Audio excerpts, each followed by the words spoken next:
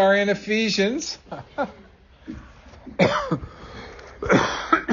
Does anybody need me to go over blessing and cursing? Yes or no? Blessing. This is what God says blessing. In the word blessing refers to flourishing and the multiplication of life. Blessing refers in God's heart, blessing, flourishing and multiplication of life, productive ordering of the earth to yield its right and accomplish God's purpose. Blessing, blessing, blessing. That's God's blessing. The curse, biblical curse, is what hands people over to the consequences of seizing blessing on their own terms. It's a curse because instead of abundance and life, we end up with scarcity, isolation, death, and fear. Blessing and curse. We need to see. So blessing is not getting a new Cadillac. I mean, it could be if you love Cadillacs, but I'm just saying, blessing, we've got to see things the way God sees it. Now, here's the deal. We're going to Ephesians 25, but before, we're going to do the redemptive side of Ephesians 5:24. And this is what I didn't get to and I wanted to, because I feel like a lot of times wives submit, wives, women, this, that, bad. And that's not the heart of the Lord. So one of the things I just want us to hear is this. You don't have to take any notes, but I want to make 4 really powerful statements. Okay, so God specifically says wives to husband, not wives to men. Isn't that interesting? Okay, so let's just think about that. Remember, they were put in Eden. So I want us to think about location and how specific God is. This defines the sphere of a wife's submission. Okay? Really clear, right? 2, the Bible never commands a general submission of women to men in society. Let's say it again. This is really powerful. The Bible never commands a general submission of women to men in society. Only in the church and only in biblical families. I thought that was just really powerful. For the whole purpose of what God put together, right? Then I also just wanted to, this is really powerful to me. God has not commanded in His Word that men have exclusive authority in politics, business, education, etc. You want to know? Proverbs 31. Almost 1,000 years before Christ. You read what God says through Solomon about a woman. Business, running her family, nobility, making money, this, that, and the other. So my encouragement is not to let the female side that was made in the image of God to jam you. You do you. Do what God says to do. Make the money, influence, politics, anything that God has you in. Does that make sense? So there's only 2 limitations about the Bible and family, right? Does that make sense? Okay. Anybody need me to repeat that, or are we good? Okay. 1,000 years before Christ. So who's giving women authority? God does. Isn't that crazy? All right, now. All right, Ephesians 5:25. Here we go. Husbands. Anybody want to raise their hands that is one and have not been a great one and have messed up more than once? David didn't raise his hand. I totally get that. Because Melanie's so blessed. I figure Melanie raised her hand. She raised it for me. Okay, here we go. Ephesians 5:25. Here we go. Let's read it. Oh gosh, somebody. Anybody. Husbands, love your wives as Christ loved the church and gave himself up for her. Okay, another translation. Mine pretty much says the same thing. Doesn't have the word up. For husbands, this means love your wives just as Christ loved the church. He gave up his life for her. Okay. Anybody else have anything else? Husbands, love your wives, even as Christ also loved the church and gave himself for it. Okay. Now, before we break this verse down, does anybody have any kind of wives do this and husbands get to do this? If you got to pick which one you would like to do, what would sound like would be, I'm not going to say the easiest, but the most comfortable role to go into? Okay, don't answer. Oh, good. I would rather love than submit. You'd rather love than submit? I agree. Really? Yeah. Seriously? Just act so surprised. I didn't backfire on anything, but I think the love deal, well, anyway, I've never done it well, so, I don't, and I never submitted well either, so, it's just either one, I didn't do well. But anyway, but the idea of love and the idea of understanding things, I don't think that men have a clue. Okay? All right, so here we go. Husbands, love. Let's look at love. What's that word? Let me tell you what it's not. It's not eros, erotic love, driven by desire. It's not storge. I don't know if that's the right way to say it. That refers to family love, familiar love, right? Did I say that right? Great. I'm not a Greek guy. Okay. It's not philia, love, affection, deep friendship, blah, blah. It has its roots in agape. It's called agapeo. I don't know. There's something else to that, but we're going to go over that too. So, anybody have any ideas? Everybody has an idea about agape.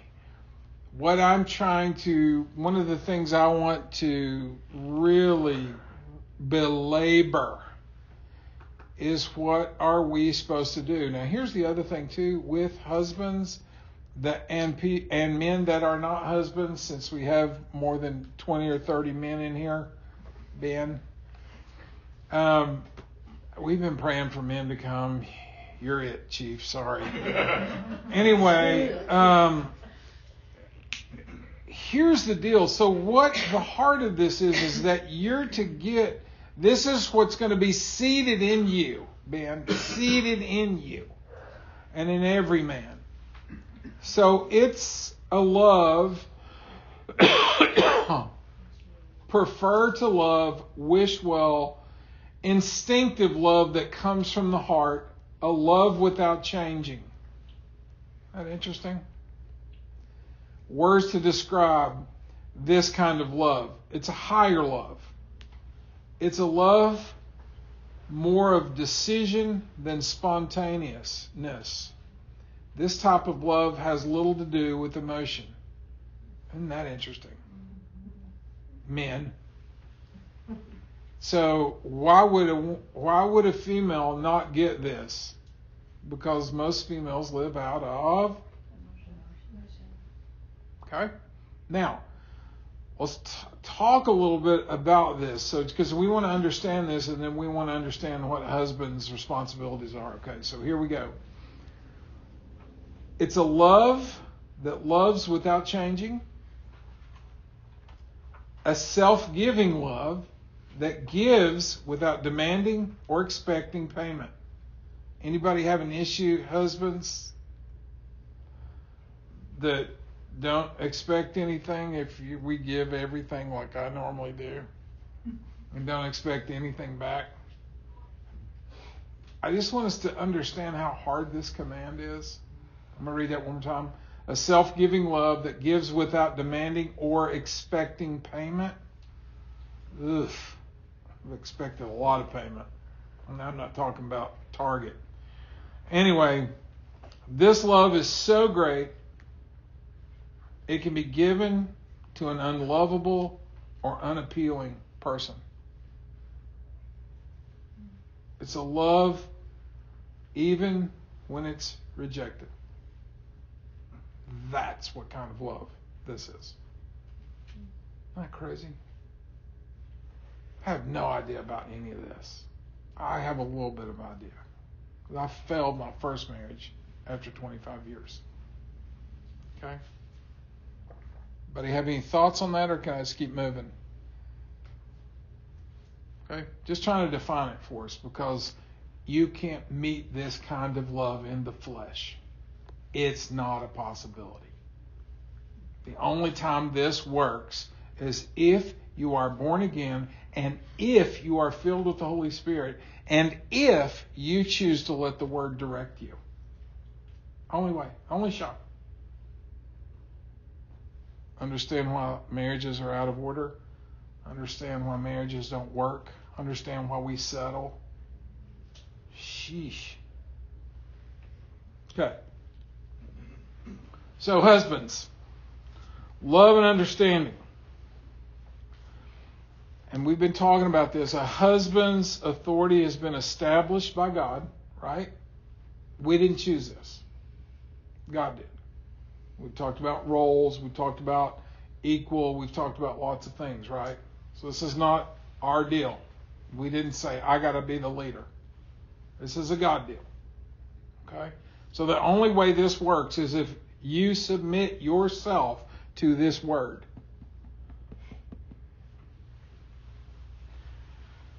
Okay, so, and I'm just going to read some stuff out, talk, think about, whatever comes to your mind, but I just think this was really powerful.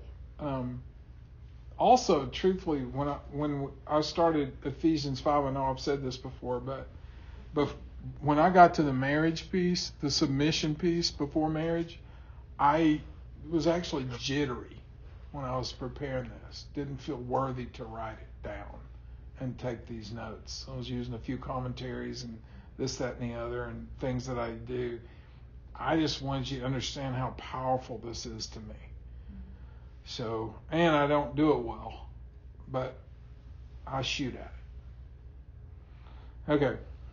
A husband's authority has been established by God. The emphasis moves to supreme responsibility of husbands to agape wives with unreserved, selfless, sacrificial love. The emphasis moves to supreme responsibility of husbands to agape wives with unreserved, selfless, sacrificial love. As Christ gave everything for his bride, that's the standard for us. So what that hits right in the head is narcissism, all the things that Hollywood teaches us about marriage, all the things we read in whatever these just dumbass romance deals, and how this is, and white horses and knights and all the other things. It's so not that. And we've talked about this before. What? So if there's a command, it's doable, but you have to submit to the command, right? And if you don't know how to do the command, you say, I don't know how to do it. Will you show me? Right? Does that make sense? Okay. Standard for husbands, and I've talked about this before, got to be done by somebody that's spirit-filled. You cannot do this in the flesh. It's not a possibility. Right? Does that make sense? Any thoughts? Oh gosh, it's quiet as a thought. Well, I guess it's just I appreciate all of the husbands in here, like how you guys have all talked about we try, but because I guess, like I think of that and it's like, wow, imagine that, like, it seems very rare, like for people to be loved like that, so I appreciate all you guys, and I think it's hopeful for me to think about, like, somebody that's submitted and trying, even not doing it well or perfectly, is like a beautiful thing. Thank you. I appreciate that, because it's the truth, because this is not a doable thing in the flesh. It's just not.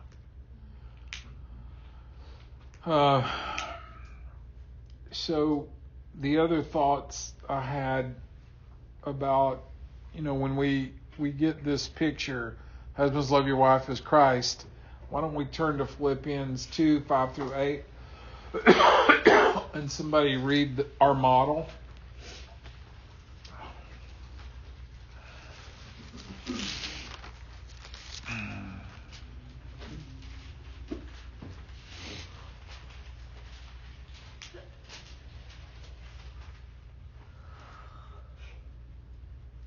Somebody.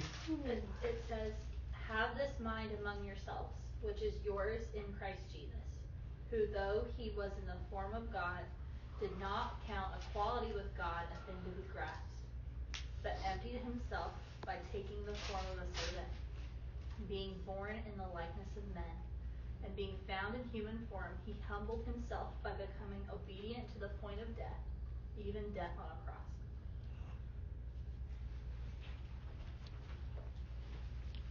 That's what this love looks like. Right? So if men, you're stronger, you get to die. You're smarter, you get to die. It's not about anything. I mean, this is, and I don't want anybody to get tangled up in the kenosis thing too. God emptied himself, and Jesus emptied himself of his total deity. He did not. Okay? And I just wrote a couple of notes out beside that, and I don't want to sidebar here, but I think it's important. When Jesus emptied himself, he did not empty his deity, but his glory to serve mankind. That's the heart. And then I wrote a couple other notes down, years ago. The kenosis, Jesus did not empty himself of deity. Jesus did set aside some of his privileges, heavenly glory, independent authority. Did you hear that? Isn't that powerful? And he did not work independently from the Father. I just love that. And he was the same, right? Independent authority. 3, eternal riches and divine prerogatives. So I just think that we need to understand what he did. He could do all, and he chose not to. Right? So anyway, back to Ephesians 5:25. I wrote down some thoughts that came to mind. Husbands, godly headship. Husbands, worldly headship. So, and I'm open to any thoughts here. I feel like I'm just being a Johnny lecturer here. What? Say that again when you just read. Oh, yeah. So husbands, godly headship, and husbands, worldly headship. Okay? And what's interesting about that, I think that what I've seen in the church, there is very few marriages I want my marriage to be like, because I've just not seen it well. It's just not been modeled. And I just say that, I'm not trying to jam the church here. I'm just trying to, the Lord's put some really sweet friends in our lives, and that we love and trust and are vulnerable with, and this, that, and the other. And one of the biggest things of the guys that I'm around are that trying therapy. Hey, I'm struggling with this. Will you pray for this? And hey, I was a real jerk to Judy, and I don't know why. Can you help me pray through something? That's the type of people that I want to be around, and I'm in community with every Thursday morning and through the week.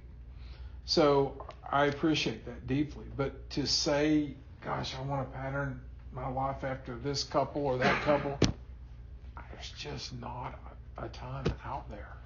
So which tells you, I think, impotency, weakness in the church, because if the foundation of the marriage and the family is not solid, doesn't have to be perfect. It has to be solid. You got to be shooting at this word to have this word be manifest and come alive in your heart for two people. Okay? So husbands, and you may have some extras, I'm happy to write it down. So husbands, godly headship. I am your head, so I must serve and care for you. That's the heart behind it.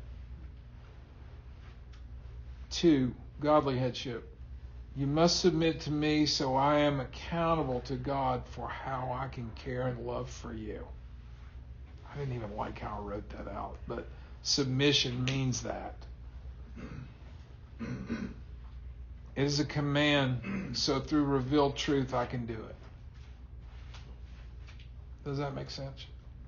So I can't. The only way that Judy can submit is if God opens her heart up. I can't say you've got to submit. It doesn't work that way. It's obligatory, right? So, husbands, worldly headship. Wives are obligated to submit to us. You must submit. This is what I want you to do. I can do this the way I want to, or how a book or Hollywood or everything else tells me how to do it. I have a thought just occurred to me. I don't know how many of you guys have seen Band of Brothers, but there's this incredible picture with the David Schwimmer character. I can't remember who he plays, but he's like he's a big a-hole, and he doesn't treat his people well at all, and they're submitted to him. They're under his authority. And also Captain Winters is under his authority, and Winters is like this kind of godly leader, godly man. And when he ends up getting command, that shows like the positive side of submission. It was easier for the men below him to submit to his leadership because of his kindness and affection to them. So and that he would do anything he asked the men to do. And he was really looking out for them. So it's almost like that kind of picture of like. It was a great picture. Yeah. Oh, that's a great story. There's lots of leadership ideas in that story. Anybody else have some thoughts on that? Yeah, I do. Yeah. I think some of this just occurred to me. I hadn't thought about this previously, but one of the things that I most admire about the men I know, husbands, I should say, the husbands I know, is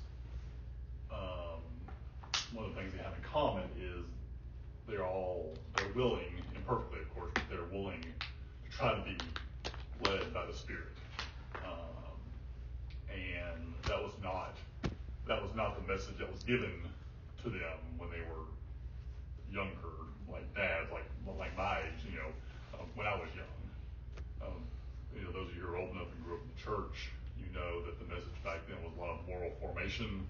It was a lot of, here's the 5 tips to a healthy marriage, and if it doesn't work, it's your fault. And so what's been cool is to see those men, the ones that grew up hearing that stuff, and have kind of since realized that no, or I guess maybe to quote scripture, they realized that the encouragement was to lean on your own understanding, as Solomon says in Proverbs, not trust God. And so it's been cool to see the change in them to where they slowly over time learn to instead lean on God and lean on, and more specifically, the Spirit's leading.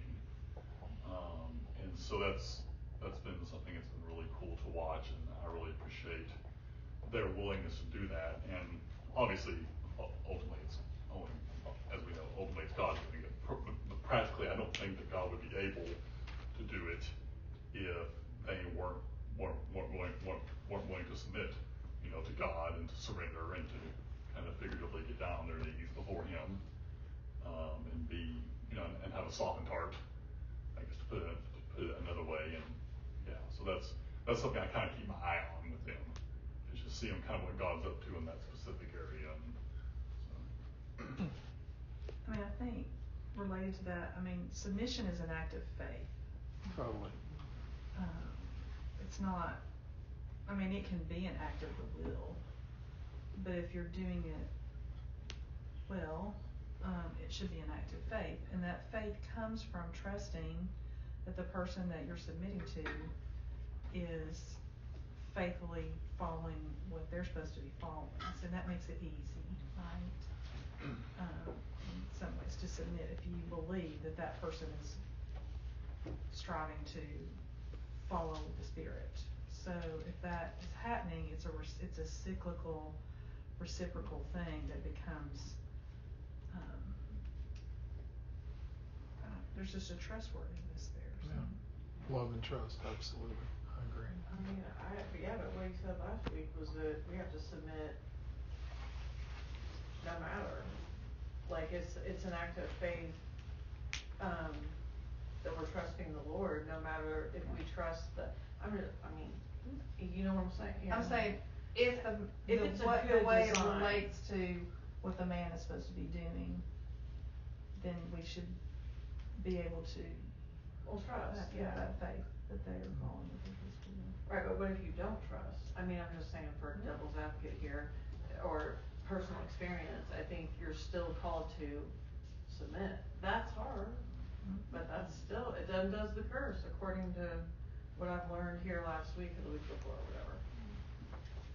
Well, I think what I'm hoping that people are hearing is that submission is all about faith, but true submission is submitting to Him first, and then letting Him take care of the husband or the wife or the this or the that or whatever's out of order. And as Ben talked about, I feel like I've come out of a cult because I thought marriage was one way. And the marriage I thought is I was supposed to go out and work hard, let my ex-wife be the husband and wife. And it was just totally out of order. I was supposed to provide. And it got me in big trouble.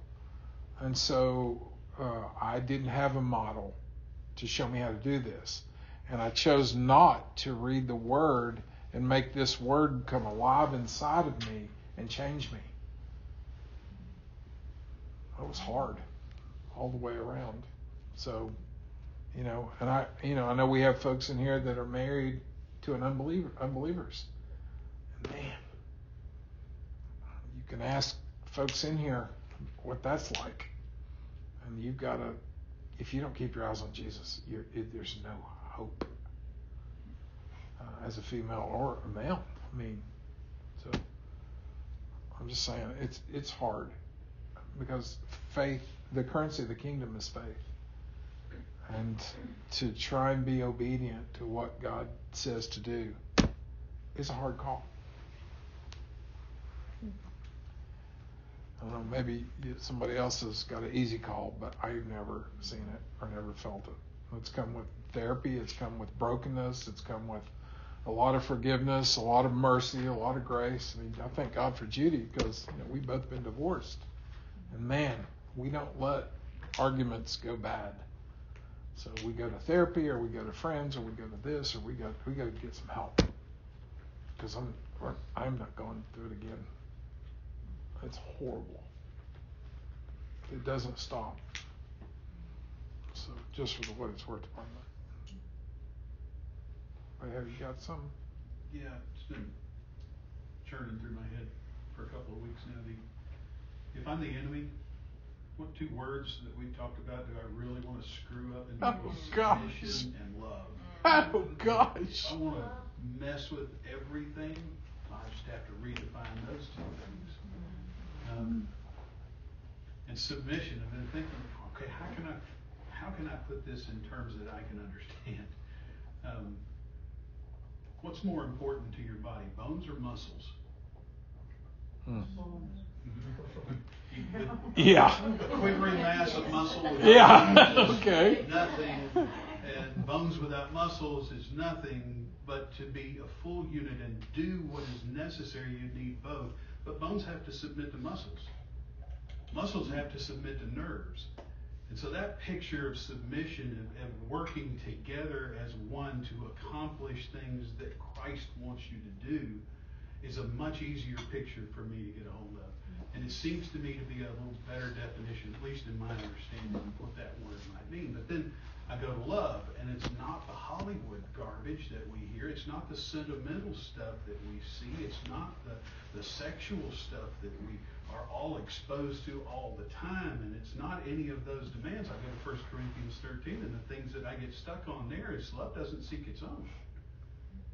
Well, how much of my life is about seeking my own? Mm-hmm. And then it says love doesn't even count wrongs done against it. Well, I've got all of those stories rehearsed and memorized. And I'm like, okay, well, wait a minute. Let me redefine these things. It's not about me. My love for something is not about me, it's about them. And so, I've got to redefine both of these things in my head so I can actually understand the way we're designed to work.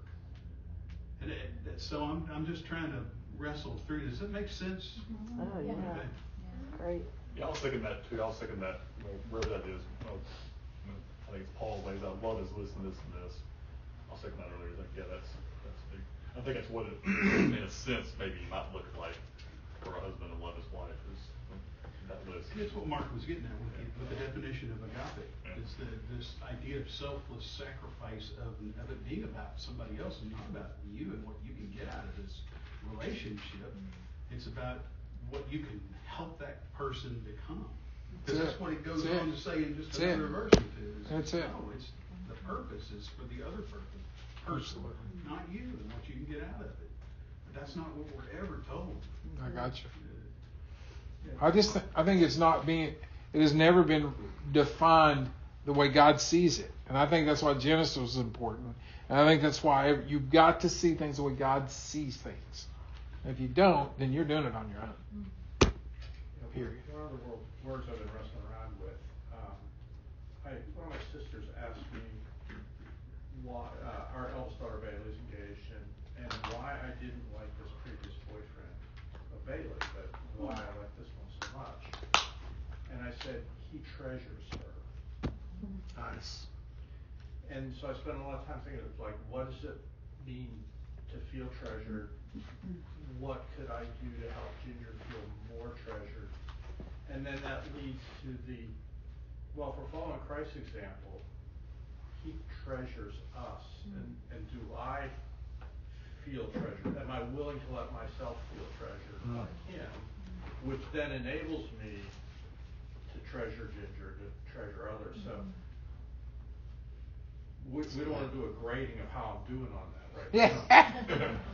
But I think that's a word that's really working for me, this idea of treasuring. Yeah, that's good. Not in things, but in people. We treasure. Can I add something? I'm not married or whatever, but coming from growing up with a very dominant father who ran over me all the time, I didn't have a voice or anything, and it's like just like being around like you guys and like being loved in a godly way, even though you guys are clearly not my husband, whatever. But that it's just I've never experienced that without like most of the men I've experienced, they've wanted something back from me. You know what I mean? It's like what, and it's like I almost don't even know how to. It's like I'm ready to do like whatever for somebody who would treat me with the kind of love that God's talking about. Like that would be the joy of my heart because I've never gotten that, and it's like, you know, like Mark's one of the first grown men that treated me in a way that I felt like I didn't feel I needed anything back from me. He just loved me like a godly man should, like in a that kind of way, a mentor type way, and like I wanted to like talk to him all the time because I never got that from anybody before, and it's just, and I'm just saying that's just for me personally, but I think naturally for me it would be easy to be a helpmate to somebody that loved me in the way that God, because to me that's why they were. You know, I don't feel like I'm like, losing a part of myself. It feels like more of a natural thing. But like, if somebody were to try to like run over me, like in the worldly list, like you said, I would fight. You know, there'd be no way. But my heart so wants the thing that God did, the way it was supposed to be. You know what I mean? And I don't know. I mean, I've never had anything like that. Of course, I'm not married, but I've never had a dating relationship with, even remotely felt anything like that, safe in that way.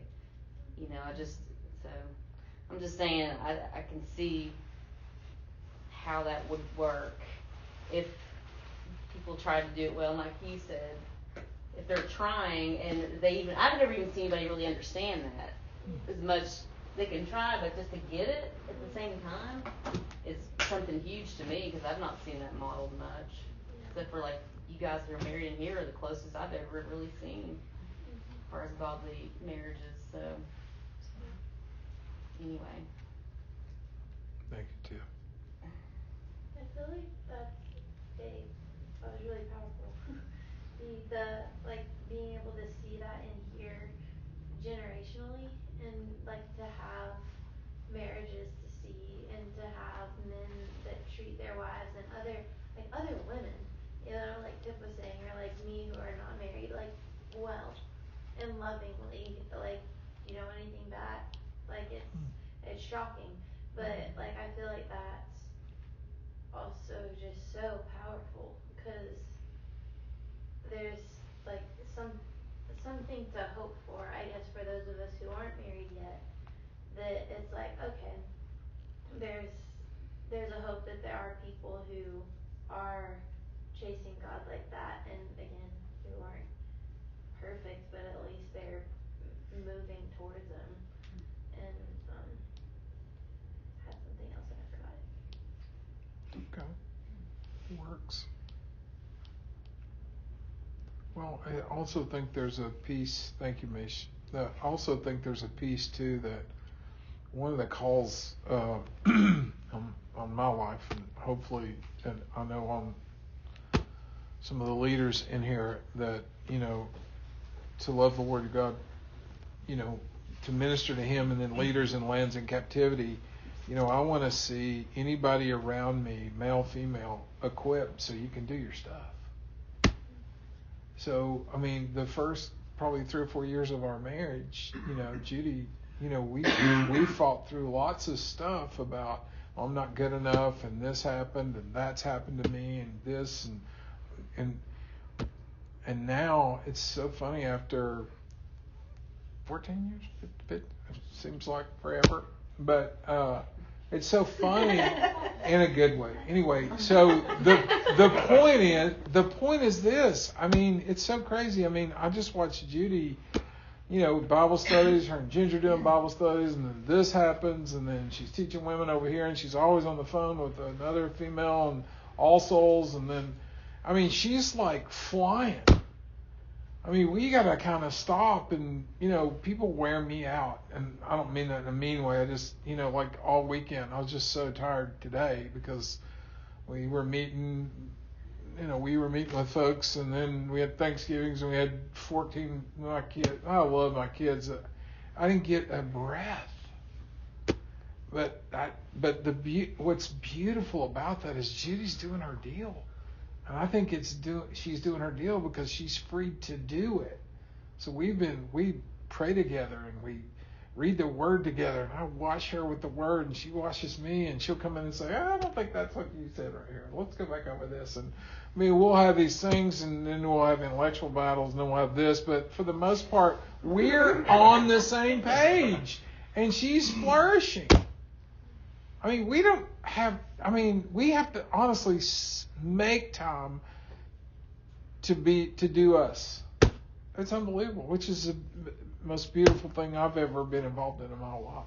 I'm doing my deal, she's doing her deal. Sometimes they meet and it's beautiful, and then sometimes she's doing her deal and I'm praying for her, and she'll want to run something by me, or I'll want to run something by her. You think I'm off over here, or blah, blah, blah. Or you know, if I'm meeting with another woman, she's going to pray about it and get a yes, or I'm not meeting.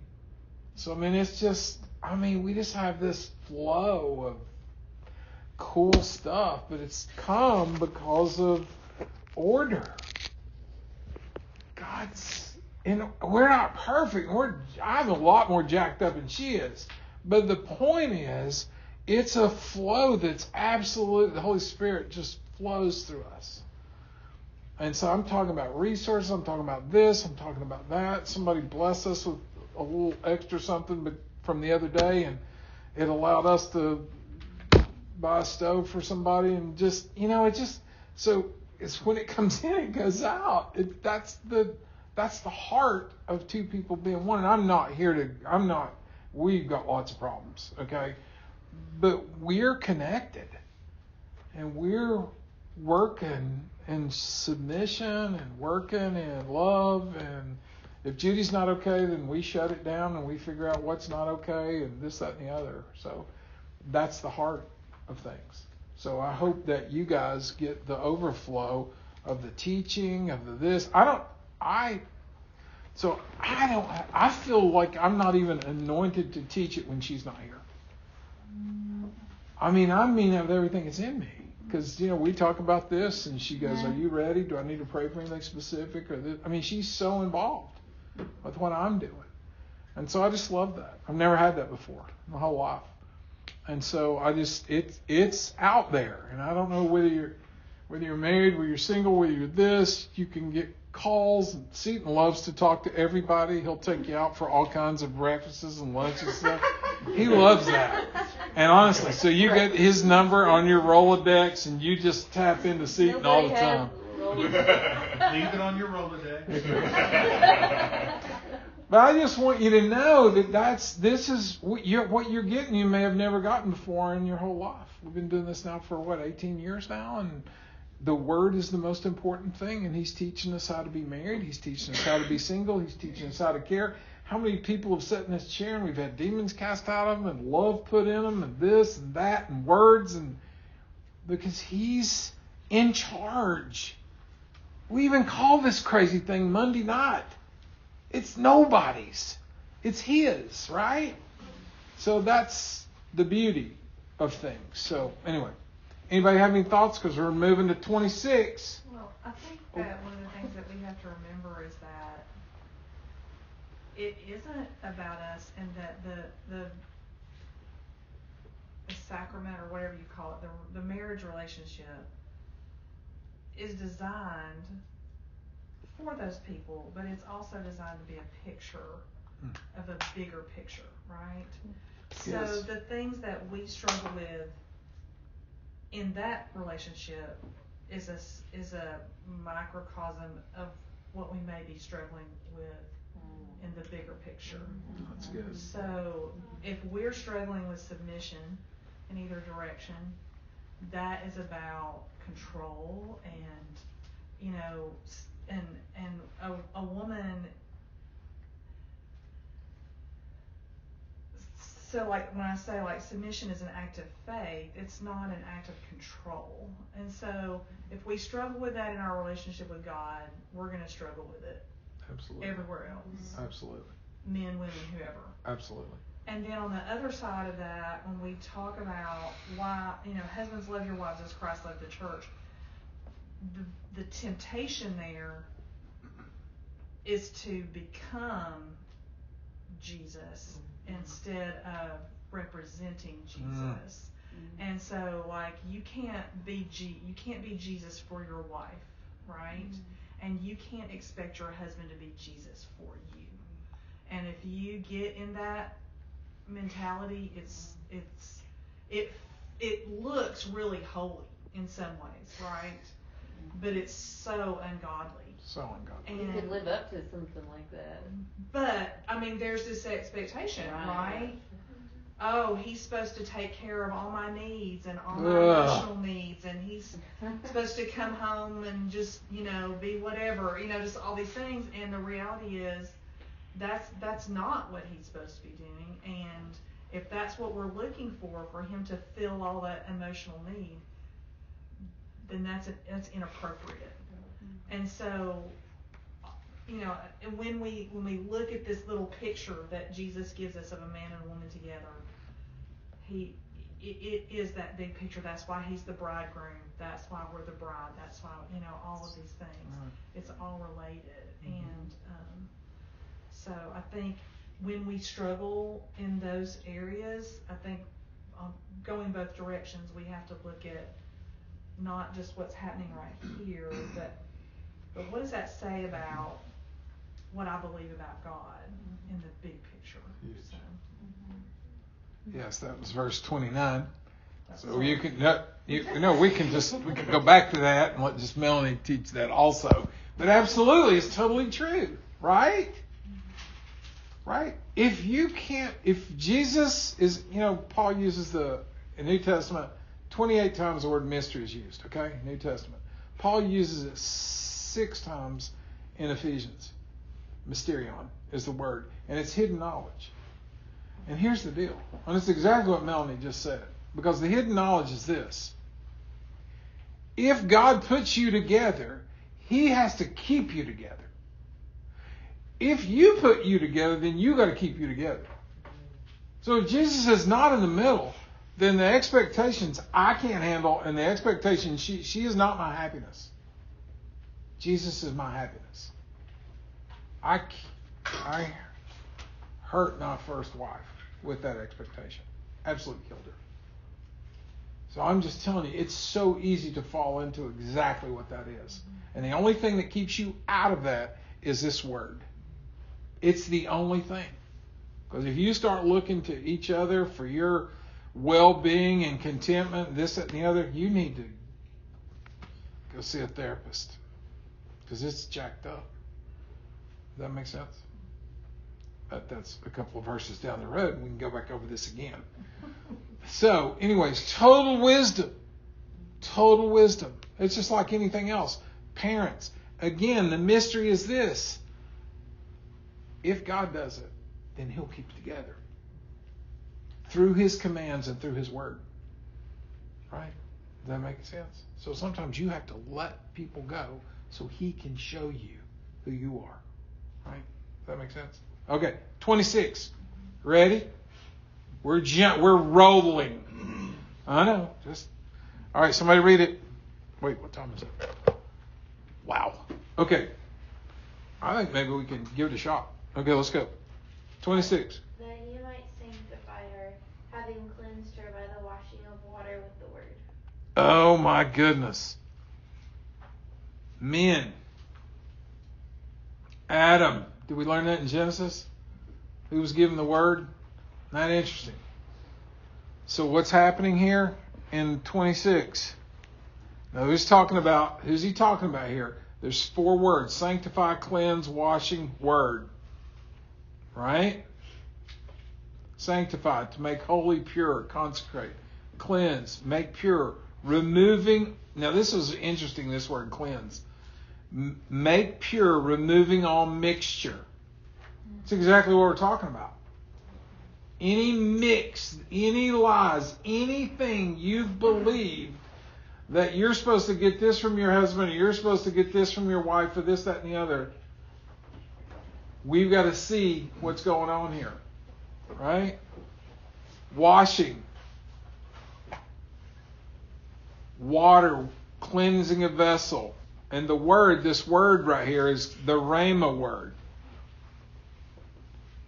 Using God's living words and spiritual hearing that produces faith. Any Rhema word. So it's different than a logos. Logos is usually the written word.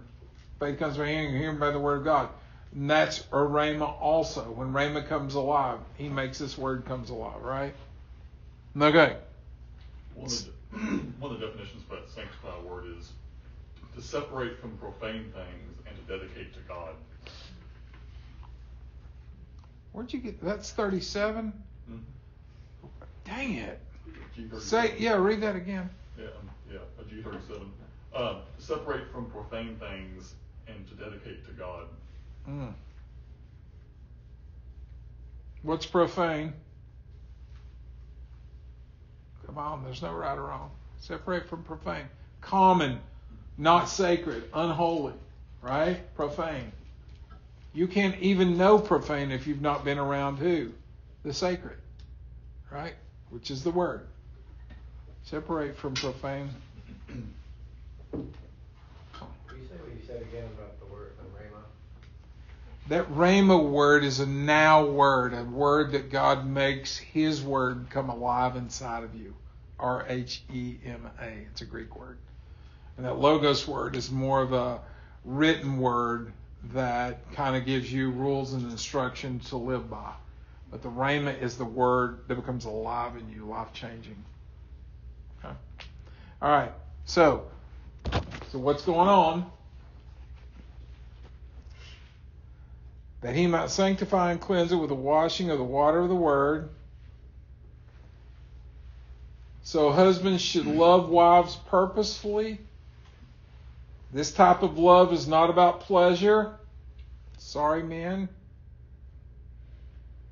Okay. Thank you. This love is about cleansing, purifying for wife and husband to be made more like Christ. And here's the thing, one of the hardest things that I kind of do.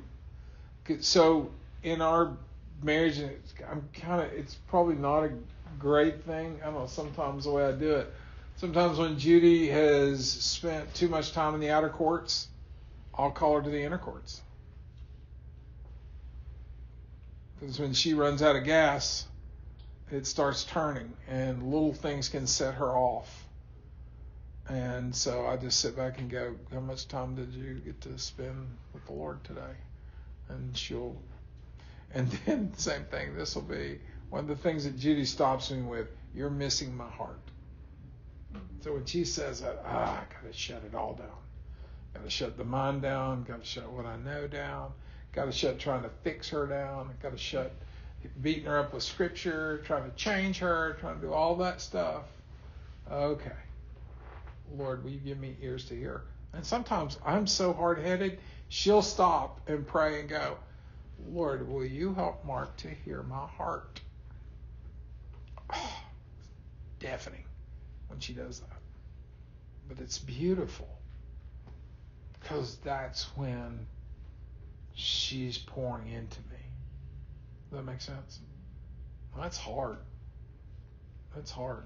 To stop all the stuff we've got around, because normally what Judy and I do is when we've given out, long weekend to give out and work with people that need Jesus and dark things and lots of other things, and then, helping people distinguish between profane and sacred a lot of the times of the day. You just need a break. So I run to the NFL, or I run to the Vols, or I run to the YouTube stuff, the Nephilim, and all the other stuff. Thank you. But it just is what I run to. And then Judy goes to her phone, and then we just kind of separate instead of connected and staying connected. And sometimes we got to get away from each other. It's totally good. There's no, she ran out today. So where are you going? She didn't even talk to me. She just went to somewhere where she was going. I need to take a little drive, so it's good. So just freedom and rest and calling each other back to Him.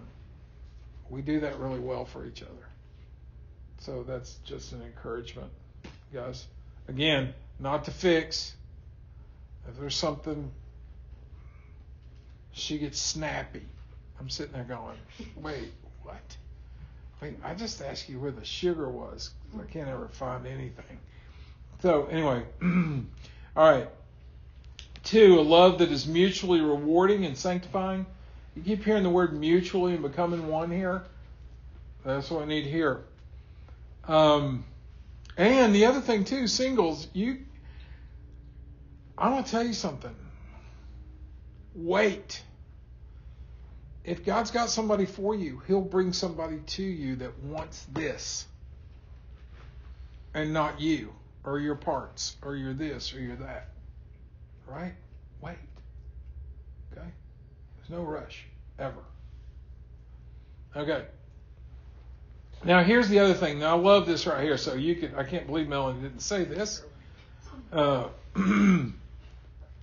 Listen. The cleansing agent in a marriage is the Word, not you. Yeah, okay. I didn't hear David say amen or Ray say amen. The cleansing agent is Jesus, not you. Ben, there you go. Thank you. I feel like I'm in a black church. I only got to teach in one. Anyway, so do you hear that? So yeah, go ahead. Just with that, I was looking at the water, like of washing of water. Yep. And like the cleansing of the word. I guess that kind of makes makes me think of just being washed in water, like a shower or something. And there was this picture that I had a long time ago that was like jumping off a cliff into the ocean in a good way, and then being underwater and kind of panicking, and then realizing that I could breathe underwater. And it was sort of this thing that reminds me of that. It's like when you're washed in the water, it's like you're learning to breathe and live a whole different way. Like Whole different way. And it feels like this way of loving is that. Like it's a whole different life, and it's a whole different way to breathe and relate, and a whole different way to love somebody. But yeah. No, it's good. No, it's totally good. It's a different way. Yeah. Everything we're talking about here is breathing underwater. Does that make sense? Because you can't do it. You can only do that by faith or revelation. Right? Does that make sense? Okay. A couple other things. Now, this again, go back to Melanie. A husband who fails in disobedience, it makes it very difficult for a wife to submit. So you try and control, you try and be the change agent, you try and be the this, or you better get that done, or you better... Who's going to submit to that? Well, and likewise, I think it's really hard to submit to a man. Do you have something in your mouth? Yes, I do. I told you I did. I can't hear you. Talk a little louder. I'm sorry. It just sounds... Okay. Yeah. At the same time, I think it's also... Can you hear me? Yeah, I can. I can now. It's okay. You're doing great. I just couldn't hear you. I want to hear you. It's okay. I think it's hard for women to submit to men that advocate any responsibility or... Because, I mean, you're taking this again from your perspective, which is using the authority inappropriately. But I would say that especially now, I mean, maybe I'm speaking out of turn here, but I feel like, and especially the younger generations, the men are like, there is no authority. Really take no responsibility. Right. Yeah. Totally agree. Passive and So passive. Oh, sorry. So, No. I'm just saying that, like, I think that just is, I think that's, I don't know, who knows, but I think that's equally as Yes. It's the flip side of the same coin. devastating. Yeah, it's ultimately not being a leader also. Yeah. But it's just like the opposite reaction to what he's talking about. Right. And I mean, I agree. I feel like I've like come across that before. Totally agree. Really passive. Really passively. Totally agree. That's just as bad. It's the same. I mean, it's not walking in the role. Yeah. Right? Because you got to learn how to walk in that.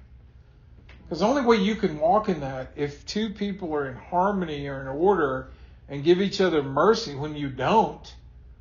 Because that happens as much as you do. Hopefully that gets less and less.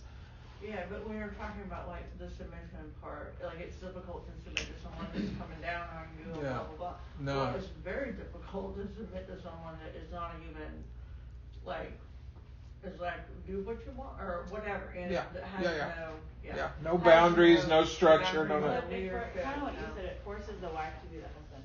Yeah. It forces the wife to take I feel like that, honestly, I think that happens maybe I more. see that more than the other of what you're speaking of. Totally agree. There's a ton of women operating out of self-protection that choose passive men. Totally. Yeah. Oh my gosh. Yeah. Don't even get me started. Yeah. I think we have an amen over there. Okay. Anybody have any? Yeah. There's something that's underneath all of this that really kind of blows all of this up, and it's this. I think it's this idea of independence. That we're all independent, that we're all our own autonomous beings, and that we get to rule our own little 3 square foot kingdom. Yes. All of this is talking about being in a relationship. And all of it talks about being dependent both on one another and on God, and relinquishing our idea that we get to rule and we get to be the ones in charge. and all of that is subject to that. That kind of churns underneath all of this, and that's really the American dream, really. I mean, it's the devil's world dream. guy out on his horse, he's his own boss. Yeah. It's all of this idea of being, I heard one phrase is a radical personal autonomy, which is what everybody's shooting for, is to be their own God, be their own king. And we're not made that way. No. And it screws all of this. Everything. So I have to remember that it's a dependence issue. It's a willingness to be. I'm not my own. Yeah, that's I good. was bought with a price. That's really good. Slavery is a bad thing, except for we're all slaves. We're either slaves to sin, or we're slaves to the one who bought us. Totally agree. With a great price. And we don't wear that well. We do not. We don't want to wear that. We want to be our own. Totally agree. Does that make sense? So, I mean, you can ask, how do the females feel in here? Do you feel led? Do you feel shepherded? Do you feel safe in this environment in here? So you know, the very second you don't feel safe. Agreed? Agreed? Yeah, I feel safe to say things. Good. I told Mark this the other day, but what I really feel safe with is that nobody rescues. It's huge. That is a big dang deal. It's huge. That is a huge deal. It's huge. It's huge. Because I think there's that's a, anyway. I want to be rescued. I'm kidding. All right. Any other thoughts? Because we took 2 verses tonight. Something I Yeah, go ahead. Yep. I think in terms of like independence, it's something that I struggle with because of my trauma. So like because I was like hit over the head with submission my entire life. That like the swing to the other side is what we're told to want. So like something I've talked about with a therapist before is the idea of interdependence. So like God didn't make us machines, so we do have a will to choose Him. And so there's an interdependence in us laying down our will, which is a choice, to be with Him. And so like depending on Him is actually like there still involves our independence about laying it down. If that makes any sense. So there's like something about the word interdependence that really appeals to me when thinking about these ideas. Is that like each and every day I'm choosing to do things for God. I'm not forced. Like God doesn't make me. Totally true. I don't have to. I can say no, but I'm choosing not to in various places. And the beautiful thing about what I totally agree with. I agree with what you said, but even when you swing too far, it's the Holy Spirit's job, the Comforter, to bring you back. So it's okay. It's totally okay. If you don't know how, if you've not had a good model, if this, that, and the other, it's okay to swing. He'll bring you back because that's His job. Not to force, not to do anything like that, but just to help you because He knows what everyone has endured, right, in this culture. Does that make sense? We good? Melanie, I have a question about what you were saying earlier. It's when I can't remember how you said it, but it's when you were talking about how do you say it?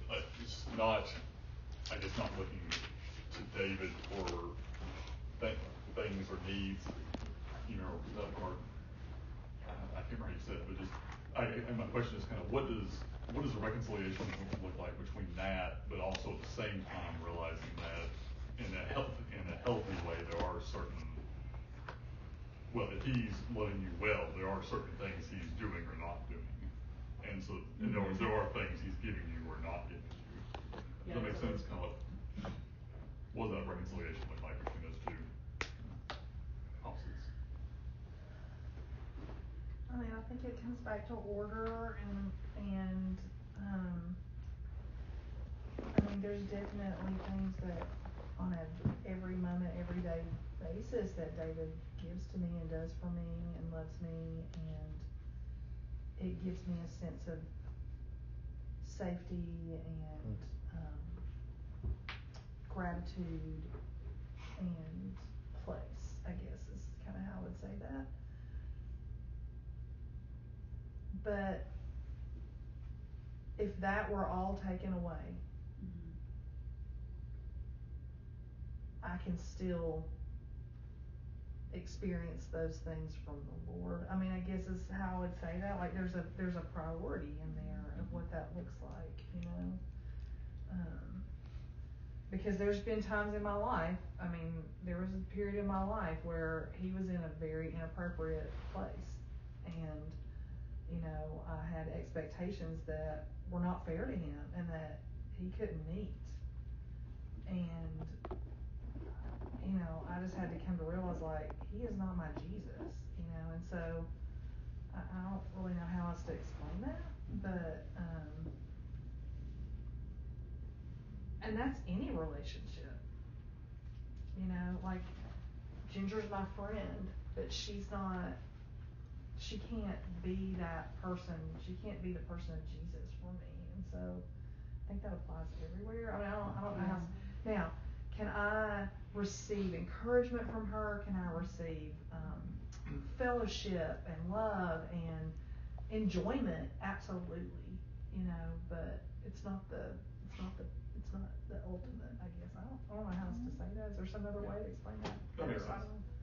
I think it's great. I think you said it great. A question I have, I don't know, I think about this with other friends as well, like these conversations I've had in the past, but when there's bad leadership, what do you do with I mean, because you can't, like you said, you can't control other people, you can't control a spouse, because that's also not living, like no matter which one it is. And I think that's what makes the marriage relationship trickier, because you are bound, whereas a friendship you're not. Yeah. So like you can walk away from a friendship in a way that you can't walk away from a marriage. It's true. Supposedly, right? Like the idea. So I don't know. I think that is something I think about. It's a great thought, and this is what I would say. Just remember one thing: that the change agent is the Word. And one of the things, you could go through my Bible right here, and there's about Lamentations 3, Song of Solomon 4. I've got Judy and a date that I pray for her. Absolutely. Just like I pray for my kids. Just like I pray for people that I love and care for. I've got dates in there that the Lord brings up, and the Word, I've watched the Word change her and change me also, because it's really powerful. I watched her throw all of her Grateful Dead stuff away, and man, that was like a miracle for me. And I never said throw the stuff away ever. And she'd come in, when you come in after working with somebody with demons and you hear trucking down the road and I want to hear this, I don't want to hear stuff like that. I want to hear something that edifies me. And then all of a sudden one day, she's been to 14 concerts, and I don't know what she did, if she was naked or dropping acid or what she was doing at all the different concerts that she went to. And here's the deal with the Grateful,